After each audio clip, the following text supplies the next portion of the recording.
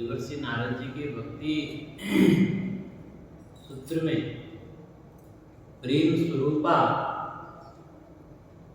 भक्ति के लक्षण और उसके उदाहरण की सुन रहे थे। भक्ति के लक्षण हम लोगों ने श्रवण किया। व्यास जी के मत के अनुसार भगवान की पूजा में अनुराग हो जाना, भगवान की कथा में रति हो जाना, गर्गाचार्य जी ने कहा, सांडिल्य जी ने आत्मा स्वरूप में रति हो जाना, सब उत्तम लक्षण है। देवर्षि नारद जी ने कहा, नारदस्तु तदर्पिता अखिलाचारिता तद विस्मरणे परम व्याकुलते। भगवान की प्रसन्नता के लिए कर्म करना, जो भी कर्म करे उसे भगवान के चरणों में अर्पण करना और भगवान के विस्मरण हो जाए तो परम व्याकुल हो जाना, विकल हो जाना। और प्रेम कैसा होना चाहिए? उदाहरण के रूप में देवर्षि नारद जी कहते हैं, यथा ब्रज गोपिका, जैसे ब्रज गोपियों ने भगवान को प्रेम किया। समस्त दुर्जेय गेह श्रृंखला, समस्त गृहस्थाश्रम की बेड़ियों को काट कर उन्होंने भगवान को प्रेम किया। लोक परलोक की कोई चिंता नहीं।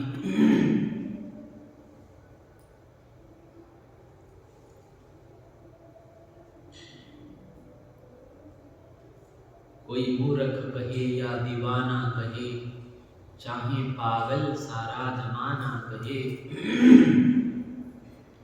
मेरे गर्दन कटे पर जो प्रभु को खुशी, तो हंस हंस के गर्दन कटा जाता। मेरी आशा यही है भगवन की मैं तुम्हें तुम्हारी लीला सुनाया करूं।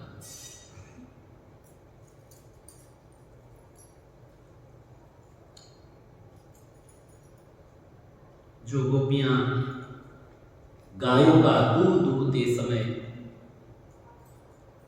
धान कूटते समय, दही बिलोते समय, आंगन लिपते समय, बालकों को झुलाते समय, ये सब गृहस्थी माताओं का काम है। रोते हुए बच्चों को लोरी सुनाते समय, छोटे बच्चों को कोई रो रहा है बच्चा तो उसको शांत कर रहे हैं, तो भी उसी समय में घर में छिड़काव करते समय,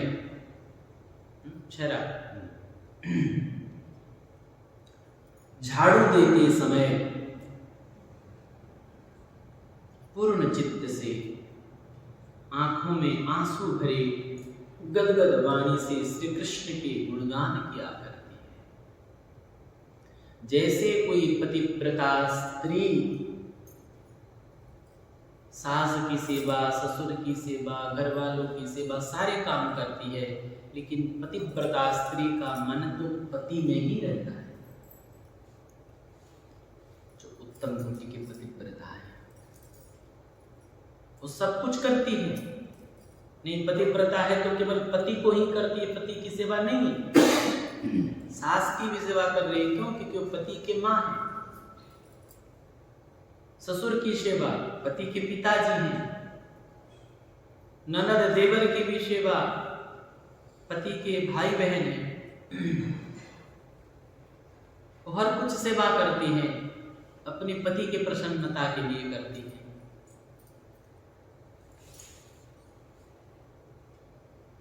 और उसका ध्यान पति में ही होती है।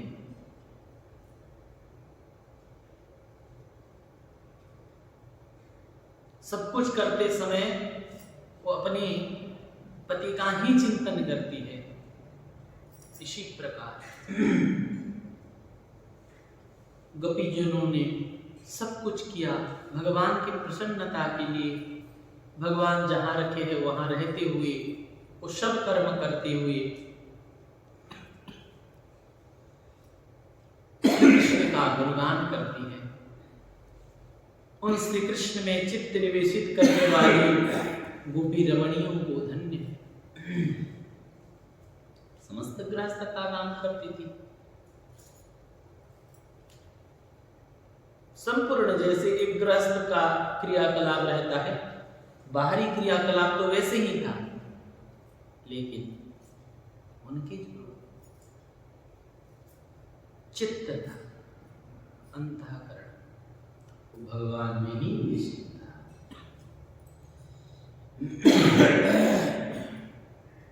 इन गोपियों की जितनी महिमा गाई जाए उतनी ही थोड़ी है।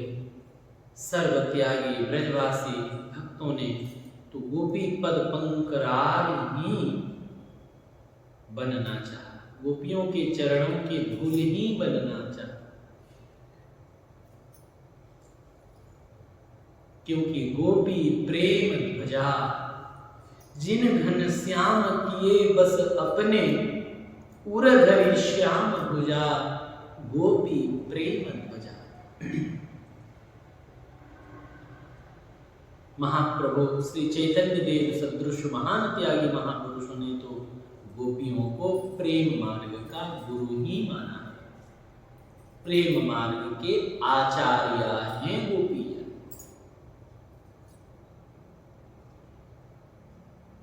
गोपियों के जैसे हम प्रेम करेंगे तो कह नहीं सकते, क्योंकि गोपियों के जैसे प्रेम तो नहीं कर सकते, लेकिन गोपियों के जीवन, गोपियों के समर्पण को हम अगर चिंतन करेंगे, कहेंगे, सुनेंगे, चिंतन करेंगे, मनन करेंगे, तो गोपी प्रेम में से, गोपी तो प्रेम के सिंधु हैं, और उस प्रेम के सिंधु में से एक बिंदु हमको तो जरूर प्राप्त हो जाएगा, बिंदु में ही काम बन जाएगा, जीवन धन्य हो जाएगा, सार्थक हो जाएगा। महान भक्त श्री नागरी दास जी कहते हैं, जयति ललितादि देवी ब्रज सुति रीचा, कृष्ण प्रिय के लियाधीर गंगी, युगल रसवत्त आनंदमय रूप निधि, सकल सुख समय की छान संगी, गौर मुख हिम कर्ण की जो किरणावली, स्रवत मधु गान ही तरंगी, नागरी सकल संकेत आकारिणी, गणत गुण गणनी मति होती पंगी। मति माने बुद्धि, बुद्धि पंगु हो जाता है, अर्थात बुद्धि असमर्थ हो जाता है। ऐसा दिव्य प्रेम है कि बुद्धि से जानने योग्य।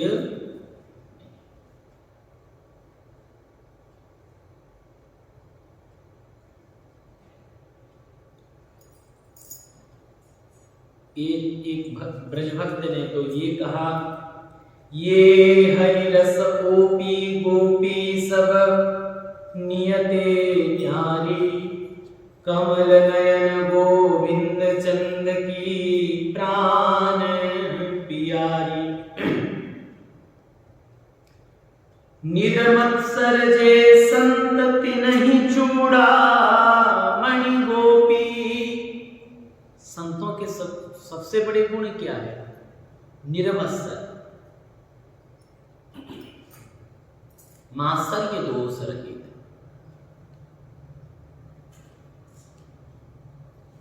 मात्सर्य में ईर्ष्या, अन्य के सुख में सुखी होना ये संत के लक्षण है।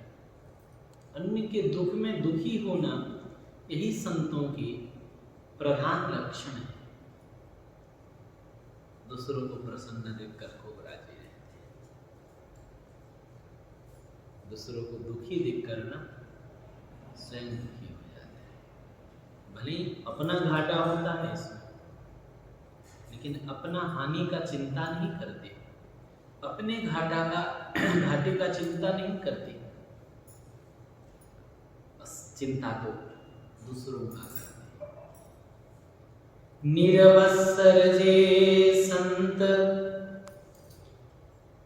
तिन्हीं चूड़ामणि गोपी। उन निर्वसर संतों में गोपीजन की कौन है? चूड़ामणि गोपी श्रेष्ठ है। निर्मल प्रेम प्रवाह सकल मर्यादा लोपी। निर्मल प्रेम प्रवाह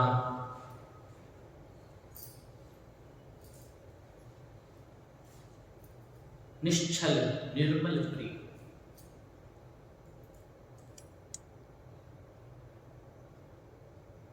जहां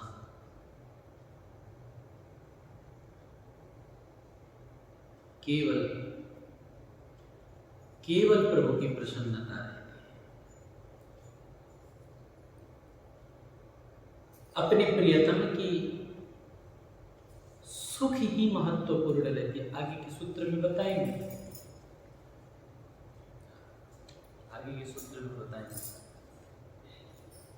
गोपी प्रेम को ही व्याख्या करते हुए आगे के सूत्रों में सिद्धार्थ जी ने कहा निर्मल प्रेम प्रवाह। गोपियों का प्रेम कैसे है?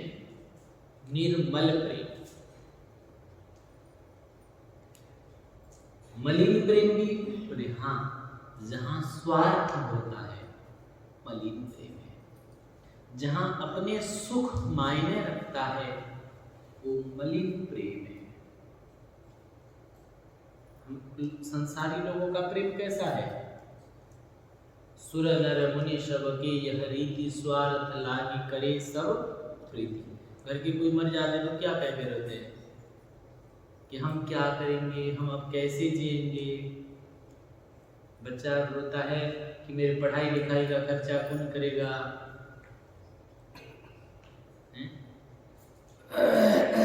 स्वार्थ लागी, संसारी के जितने प्रेम है वो स्वार्थ युक्त है।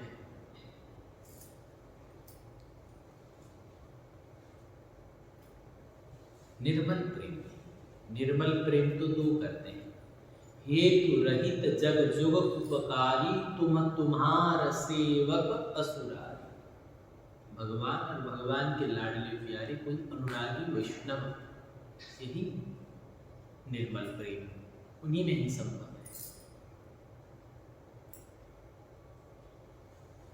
तो निर्मल प्रेम प्रवाह सकल मर्यादा लोपी। सकल लोक मर्यादा लोप हो गई। जे ऐसे मर्यादा मेटी मोहन गुण गावे। जो समस्त लोक लाज, लोक मर्यादा, लोक व्यवहार को मिटाकर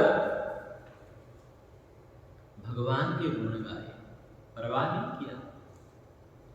क्यों नहीं परमानंद प्रेम भगति सुख पावे।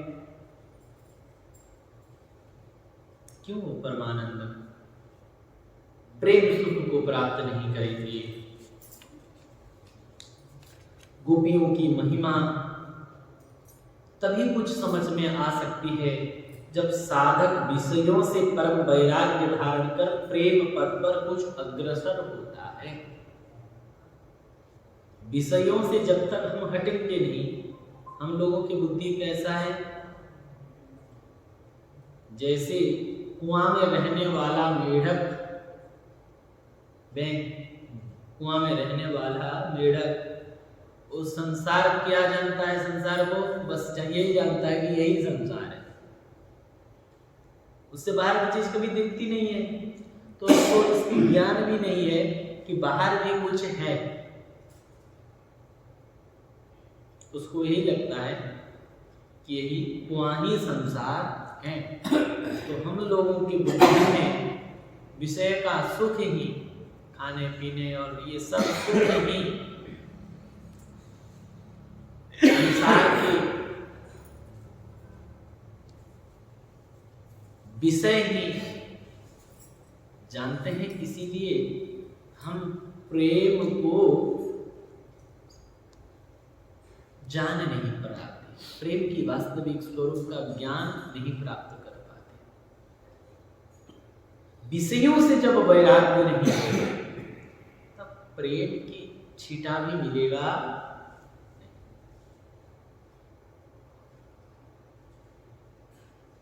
नहीं। खान पान तेहि भावे है, नहीं कोमल वसन सुहावे है, सब विषय लगे तेहि खारा है, हरि आशिक का मग न्यारा है। इसीलिए प्रेम पथ पर चलना है तो विषयों से वैराग्य तो करना पड़ेगा, अन्यथा संभव। जब तक हमें शरीर, संसार के खान पान, पहनना ओढ़ना और ये सब अच्छा लगेगा भीतर से, तो खाना पीना तो पड़ेगा, वस्त्र तो धारण करना पड़ेगा, भगवान जहाँ जैसे रखे वैसे रहना पड़ेगा। लेकिन अगर हम इसमें राजी हैं, खुश हैं, तो फिर प्रेम नहीं कर सकते। इस सब से हमें कुछ शांति सुख नहीं मिलना चाहिए, तो ही प्रेम का सुख मिलेगा।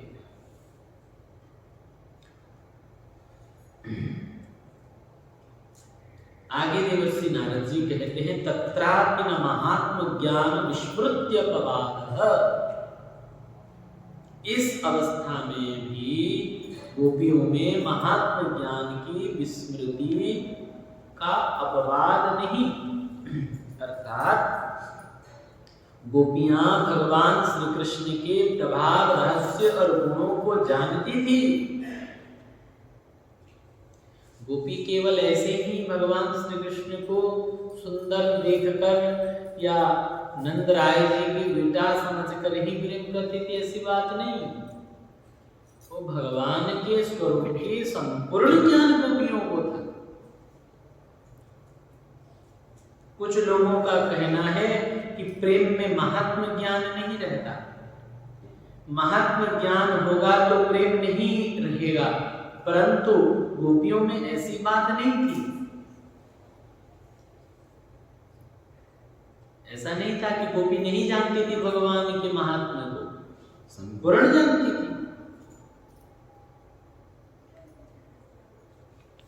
गोपियां श्री कृष्ण को साक्षात पुरुषोत्तम भगवान जानती हुई ही अपना प्रियतम समझती थी। गोपियां जानती थी कि ये भगवान जानकर अपना प्रियतम मानती थी। लौकिक प्रेम और भगवत प्रेम में यही खास भेद है, खास भेद यही। भगवत प्रेम में वस्तुतः ऐसा ही होता है। जो लोग कहते हैं कि गोपियां श्री कृष्ण को भगवान नहीं जानती थी, वे श्रीमद् भागवत की ये श्लोकों का मनन करें। गोपियां कह रही है, मयेवं विभोर्हति भवान् गदितुं रसंसं संतच्च सर्वविषयान् स्तव पादमूलं भक्ता भजस्व दुर्भग ग्रहमात्यजास्मा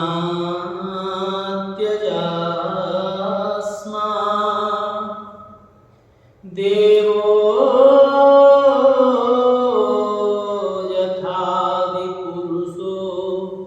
भजते मुमुक्षुम्। देखो हे प्रभु, जब गोपियों को भगवान ने कहा शरद पूर्णिमा की रात्रि को, जब यमुना किनारे आए, बांसुरी के तान सुनकर भगवान ने कहा यहाँ क्यों आए हो, तुम अपने अपने घर लौट जाओ। तब गोपियों ने कहा कि आप ऐसे कठोर शब्द क्यों कह रहे हैं, वापस जाने की बात क्यों कह रहे हैं, ऐसा ना कहिए। हमने अन्य संपूर्ण विषयों को छोड़कर एकमात्र आपके ही चरण कमल का आश्रय लिया है। हमने आपका ही चरण कमल का आश्रय लिया है और आश्रय हमारा नहीं है। हे स्वच्छंद, जिस प्रकार आदि पुरुष नारायण मुमुक्षु को भजते हैं, अर्थात उनके इच्छानुसार उन्हें स्वीकार करते हैं, इसी प्रकार आप हमें अंगीकार कीजिए, हमें त्यागिए नहीं। हे हरि, आप धर्म को जानने वाले हैं, फिर आप कैसे कहते हैं कि तुम लौट जाओ? आपकी शरण आने पर क्या कोई भी वापस लौटता है क्या? जो आपके चरणों को पहुंच गया, आपके शरण आ गया, क्या उसे फिर संसार में जाना पड़ता है, लौटना पड़ता है? आपने जो कहा पति पुत्र बंधु बांधवों की सेवा करना ही स्त्रियों का परम धर्म है, सो यह उपदेश के स्थान पर आप ईश्वर के विषय में ही रहे, क्योंकि समस्त देहधारियों का प्रियतम बंधु और आत्मा तो आप ही हैं। देखिए, कोई अगर ये कहे कि गोपियों को भगवान का ज्ञान नहीं था, तो ध्यान देके सुनिएगा क्या कह रहे हैं गोपीजन। पृष्ठो भवान स्तनभृतां किल बंधुरात्मा, इस संसार में सबके बंधु, सबके आत्मा, सबके पति, सबके स्वामी वास्तविक कौन है? किसे मानते हैं? भगवान, हे श्री कृष्ण आप हैं। हे कमल नयन, जिस समय श्री लक्ष्मी जी को आप विष्णु रूप में कभी कभी आनंदित करने वाले आपके चरण कमलों को हमने स्पर्श किया था और वनवासी तपस्वियों के प्रिय आपने हमें आनंदित किया था, तभी से हमारे लिए अन्यत्र कहीं ठहरना असंभव हो गया।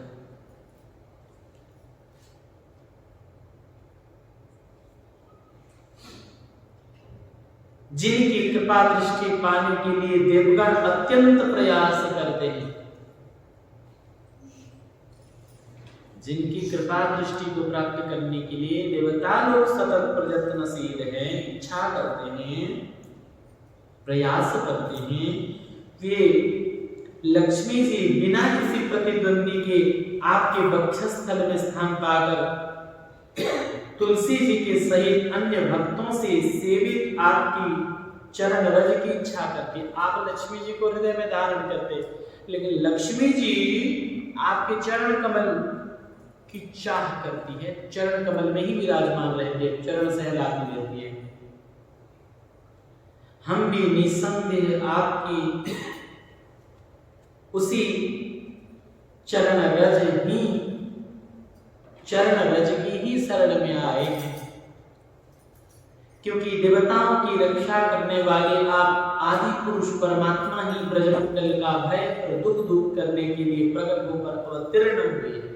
गोपियां कहते हैं, आप संतों को सुख देने के लिए, दुष्टों को विनाश कर, भक्तों को प्रियता देने के लिए आपका अवतार हुआ है। यह निश्चय है कि आप केवल यशोदा के पुत्र नहीं हैं। न खलु गोपिका नंदनो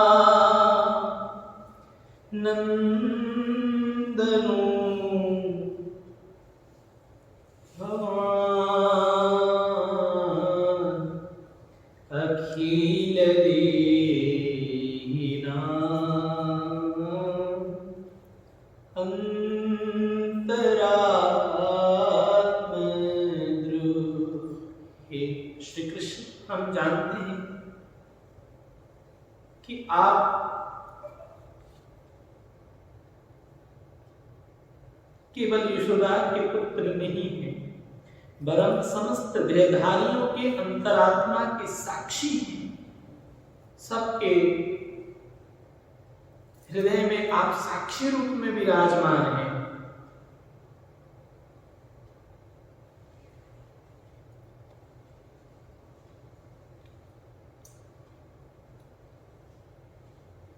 हे सखे,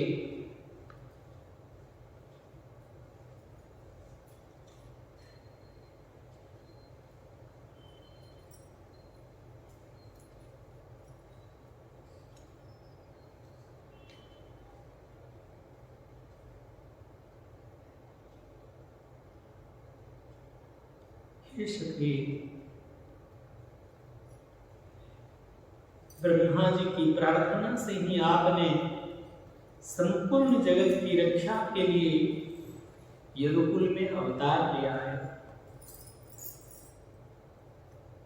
ऐसे अनेक प्रमाणों से तथा युक्तियों से यह सर्वदा सिद्ध है कि गोपियों ने श्री कृष्ण को साक्षात सच्चिदानंद घन भगवान समझकर ही उन्हें आत्मसमर्पण किया था।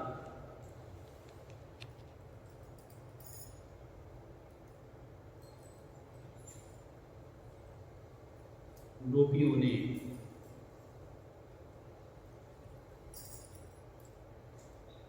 भगवान के गुण महात्म्य को जानते थे। तद विहीनम जारानामिव, अगर महात्म ज्ञान नहीं होता, भगवान को भगवान जाने बिना किया जाने वाला प्रेम जारों के प्रेम के समान होगा।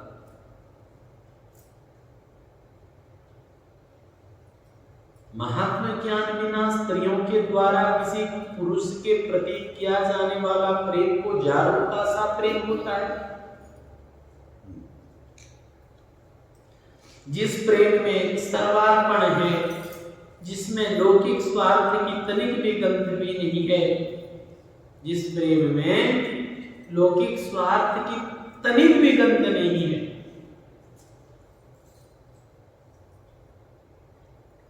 ऐसा प्रेम केवल भगवान के प्रति ही हो सकता है और कहीं भी संभव नहीं। यद्यपि जाने अनजाने किसी प्रकार भी भगवान के प्रति किया हुआ प्रेम निष्फल नहीं होता। आप जान के अग्नि को छूओगे तो भी जलोगे, अनजाने में छूओगे तो भी जलोगे, निष्फल तो नहीं होता। जैसे शूर्पणखा ने भगवान को देखकर आकर्षित हो गई, रूप देखकर आसक्ति हो गई, भगवत ज्ञान भगवत बुद्धि नहीं था, निष्फल तो नहीं हुआ, भगवान उसी समय नहीं मिले। लेकिन द्वापर में वही शूर्पणखा ही पूजा बनी और ठाकुर जी ने उन्हें अंगीकार किया, आलिंगन किया,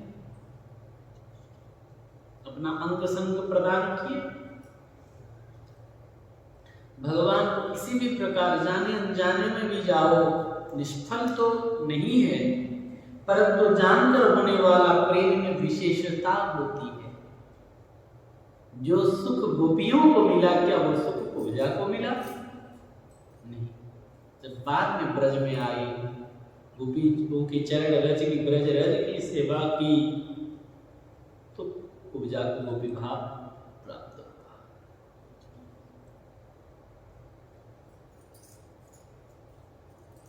जब कुब्जा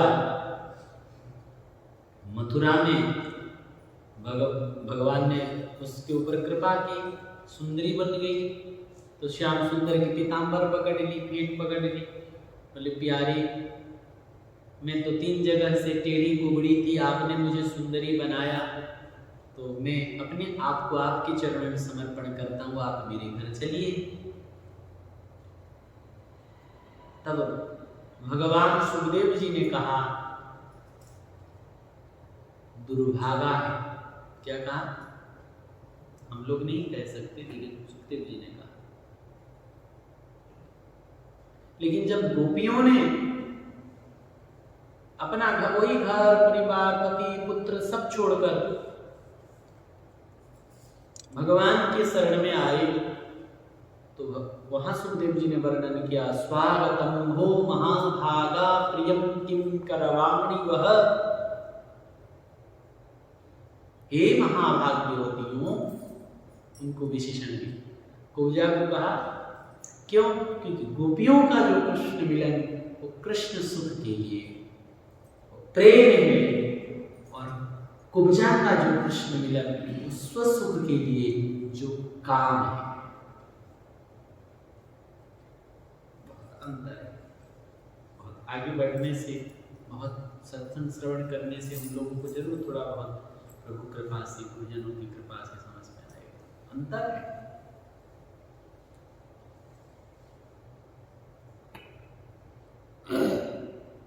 इसीलिए भगवान की भगवत्ता को जाने बिना किया गया प्रेम चारों के प्रेम सा होता है।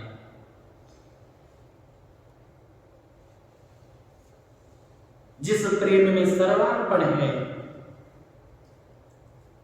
जिसमें लौकिक स्वार्थ की तनिक से भी गंध नहीं है, ऐसा प्रेम केवल भगवान के प्रति हो सकता है। यद्यपि जाने अनजाने किसी भी प्रकार भगवान से किया हुआ प्रेम निष्फल नहीं होता, परंतु जानकर होने वाली प्रेम में विशेषता होती है। भगवान हमारे प्रियतम है, भगवान हमारे सर्वस्व है, इसी कल्पना में ही कितना आनंद है, बताइए तो है?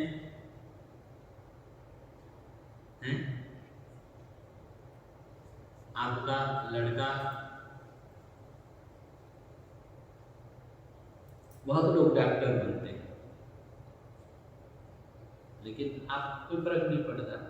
आपका बेटा डॉक्टर बनता है तो कितना खुश लगता है, कितनी प्रसन्नता होती है। भगवान मेरे प्रियतम है, इतने में ही कितना सुख, कितना आनंद। भगवान मेरे प्रियतम है, भगवान मेरे प्रभु है, भगवान मेरे स्वामी है, इतने में ही अपार आनंद। फिर जिनको वे भगवान परम प्रीतम रूप में प्राप्त हो जाए, उनके सुख का तो क्या कहना। गोपियां इसी पवित्र दिव्य सुख की भागिनी थी। इसी से जीवन मुक्त महात्मा सुखदेव मुनि ने मृत्यु के लिए तैयार हुए राजा परीक्षित को यह पवित्र प्रेम लीला सुनाई। अगर लौकिक प्रेम होता, संसार के किसी स्त्री पुरुष का, लड़का लड़की का प्रेम होता, तो सुनाने वाले कौन है इस लीला को? परमहंस चक्र चूड़ामणि भगवान सुखदेव, जिनके शरीर में एक वस्त्र भी नहीं है।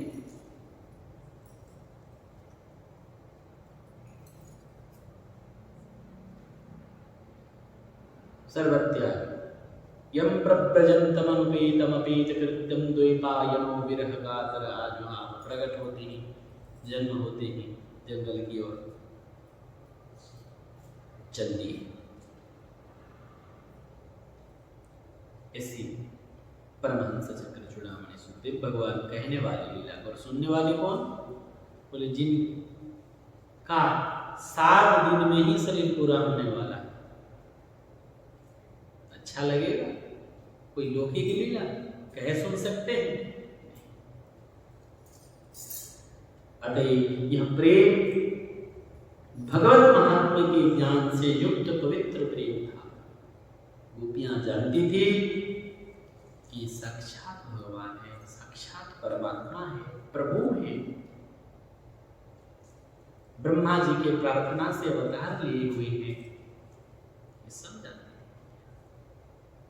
इसीलिए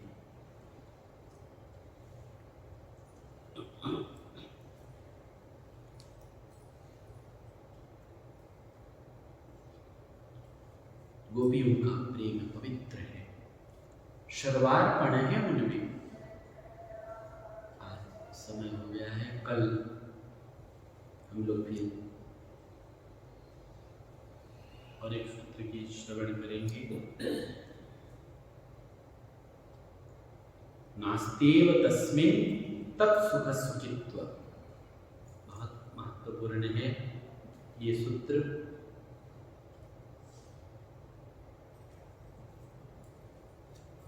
जो जारे का प्रेम होता है, जो संसारी प्रेम होता है, उसमें तत्सुखी सुखित्व नहीं होता है, उसमें अपना सुख बहुत मायने रखता है। पिता माता का प्रेम को बहुत अच्छा, बहुत उत्कृष्ट प्रेम बताया गया है लौकिक प्रेम में, लेकिन ऐसा भी देखा गया है पुत्र के अपमान करने पर, पुत्र की पूज करने पर पिता माता भी पुत्र को केस करते हैं। कहीं कहीं तो पिता पुत्र को मारने का समाचार आता है, पुत्र अपने पिता को मार देने का समाचार आता है, क्योंकि वहां स्वसुख रहता है। लेकिन निर्मल प्रेम में क्या है? तत्सुखी सुखित्व। इसकी चर्चा हम लोग कल करेंगे।